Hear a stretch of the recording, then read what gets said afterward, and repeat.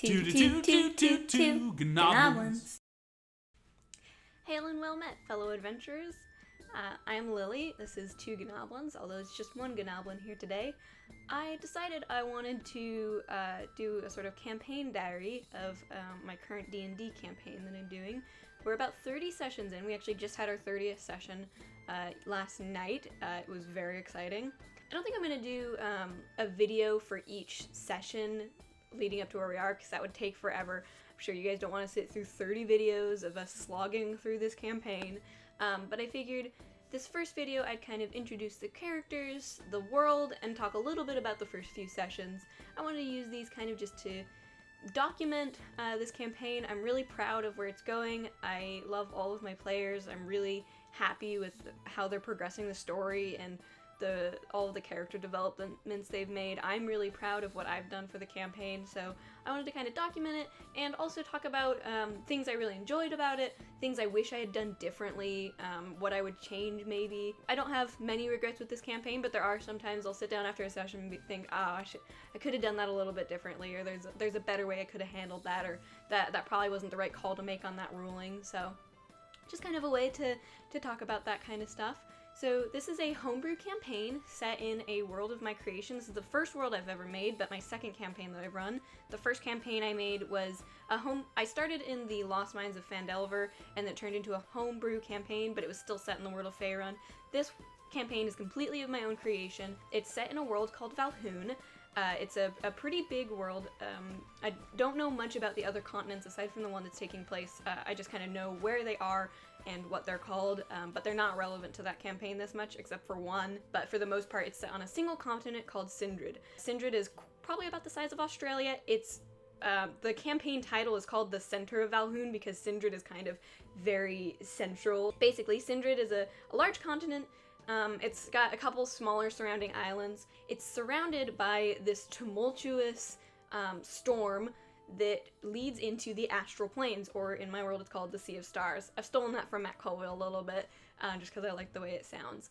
The Sea of Stars is a way to get to places really fast, and it encircles Sindred completely, and for a while people didn't even know that Sindred existed because they couldn't get through the Sea of Stars. It's very difficult to travel through it unless you have the right technology, and most of the continents on my world were not very technologically advanced.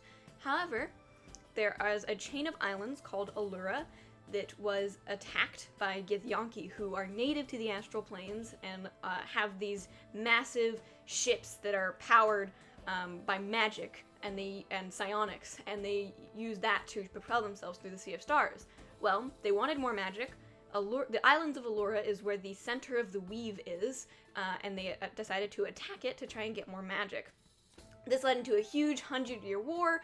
Eventually, the Allurans were successful and defeated the Githyanki, but their islands were destroyed and the weave was also destroyed in the process. Not completely, but it was damaged very heavily, and a lot of the magic had disappeared from the world. There was still a little bit, but it was very rare. Only the races that were really attuned to magic were able to kind of use it, and holy magic was still kind of there.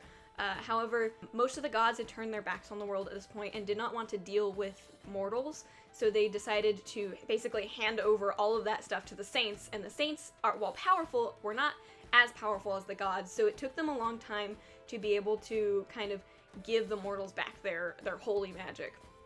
However, the god of war, Aenor, he took this opportunity to fuel his clerics and paladins, and they went on basically a crusade.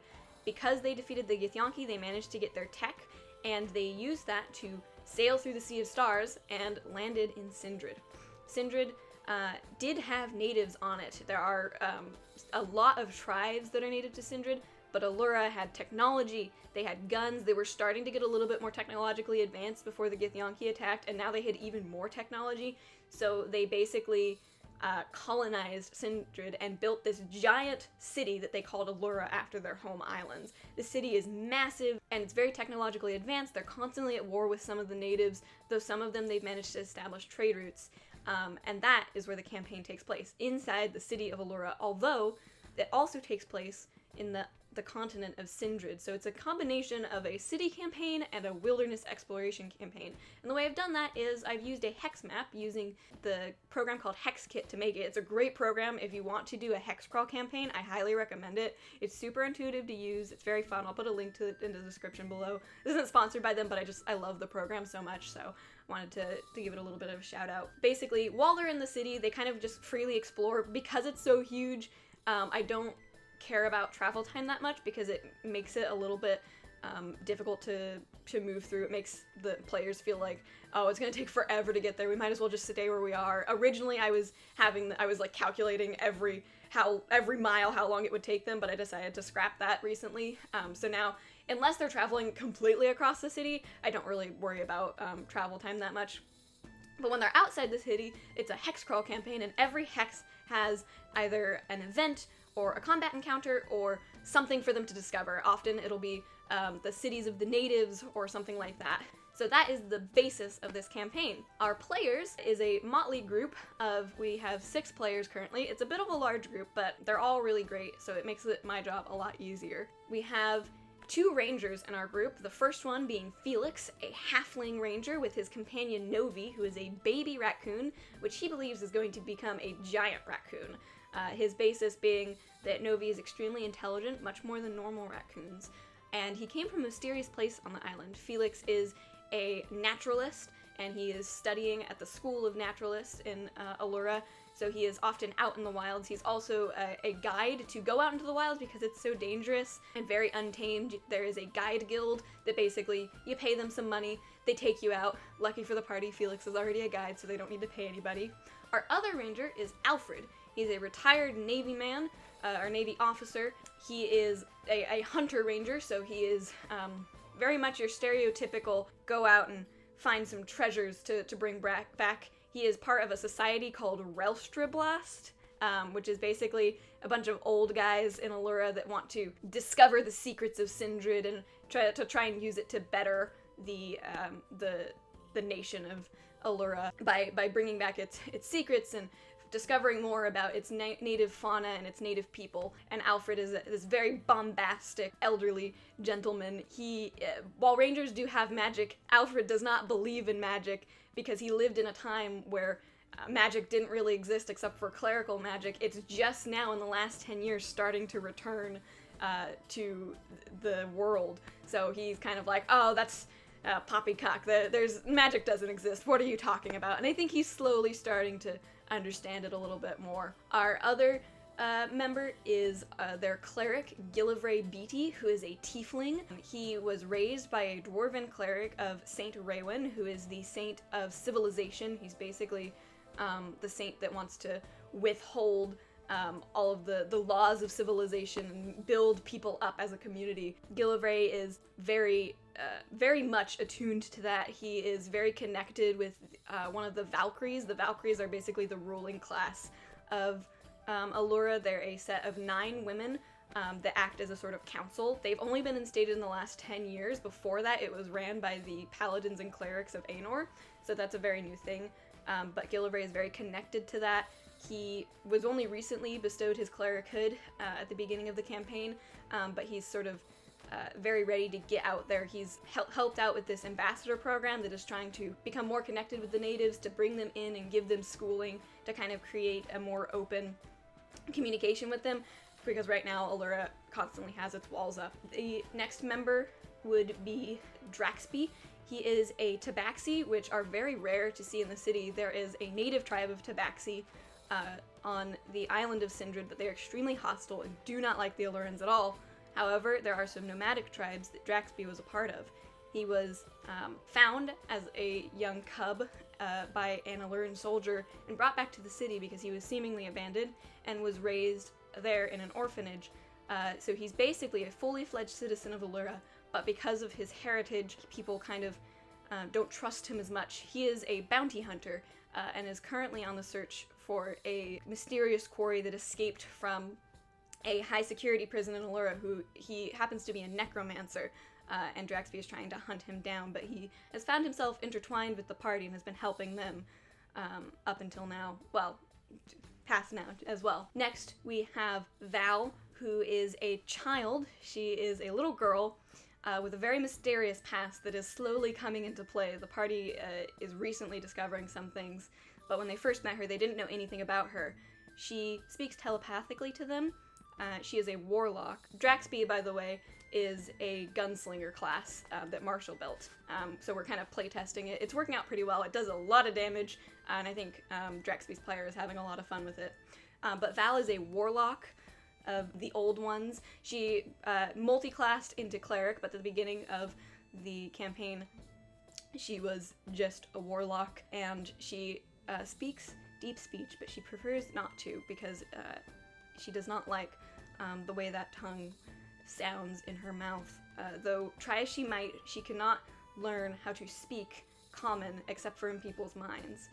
So she has a very mysterious past, but she's proven to be a very useful ally to the party. Our last member is Carice, who is an Aarakocra. She is a swashbuckler rogue who hails from the floating cities of Kettle, which is basically these flying cities that the Aarakocra of the Alluran Islands built after the islands were sort of destroyed, and they now live on there, and they're kind of like sky pirates. They don't use money, they just kind of hunt down cool artifacts and cool items and trade them. Carice came to Sindred in search of some Githyanki tech to bring back, as well as an item for her goddess. The Aarakocra follow a demigoddess, the demigoddess of air. So she is looking for an artifact of that demigoddess to try and prove herself to her family. And that is our whole party. They all started out not knowing each other. They all have very different backgrounds, but they were intertwined, perhaps by fate, in our first session. Our first session took place on a train leaving from the center of Allura, called the district called Imperia, where most of the business sort of takes place and a lot of the lawmaking. They were all there for various reasons. Carice, at the time, found Alfred there. Her uncle, while they were traveling in the wilds of Sindred, her uncle was captured by orcs, and Carice heard that Alfred's organization, Relsterbos, may be able to help them. She met Alfred, and he agreed to help her find her uncle. So they were on the train together, but the rest of the party had not yet met. Draxby had just left Imperia after getting his assignment. This is his first big job alone, for his first big bounty alone, and he was suspicious of another member on the train. He was sitting towards the front of the carriage, he had his hood up, was looking kind of nervous. He kept throwing glances at Draxby. Draxby was getting suspicious of him, so he turned around and spoke to Gil behind him, asking what Gillivray knew about necromancers, seeing if maybe he could find an ally, because this necromancer he heard of was very powerful, and Draxby was worried he may not be able to do this job alone, and he was suspicious that this hooded figure was that necromancer. Just as Draxby was about to approach the man, the loudspeaker came on, and the conductor informed the train passengers that they would be arriving shortly in Hornton, the next district, on their stop, and that they were running on time. They were currently passing over Willow Bridge. Just then, the train stops. The lights flicker off, and there's a crash through the window and screams from the other passengers. The light from outside floods in as the windows break, and they are able to see that they are surrounded by figures cloaked in black robe with a skull and crossbone insignia on their shoulder. Those that have lived in the city their whole lives recognize these as members of the Black Skull Gang. Their leader in the back, standing on a chair, orders them to kill everybody on the train, leave no survivors. The hooded figure that Draxby had been approaching immediately runs to the next carriage out of Draxby's sight. As the battle begins, the party fights for their life, and many of the passengers are killed. Some of the party members almost go down as they are being torn to shreds by the Black Skull members and their leader. Just then, the hooded figure re-emerges, carrying something glowing in his arms. His hood falls back, and it reveals that he is a Black Panther Tabaxi. The Tabaxi outstretches his hand and says, "Garuda, protect them," and a burst of flame shoots out from his hands, and all of the parties fall asleep. When they open their eyes, they see themselves in a line next to each other. Felix, Novi, Alfred, Draxby, Carice, Val, and Gillivray, all standing in a line next to each other. Before them, they see a great and fiery bird, a phoenix. She bows her head, raises her wings, and they all see fiery chains begin to wrap around their wrists. and then the vision fades before them. When they open their eyes again, they are still in the train car, burnt to a crisp, and they look down and they have tattoos of glowing chains on their wrists. It seems that by fate, or perhaps by this Garuda, they have all been connected. That was the beginning of our first session together.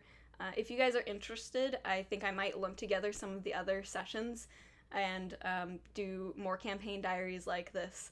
I really enjoy this campaign and I enjoy talking about it, so let me know below in the comments if you're interested in more campaign diaries like this, and I will see you guys next time. Bye!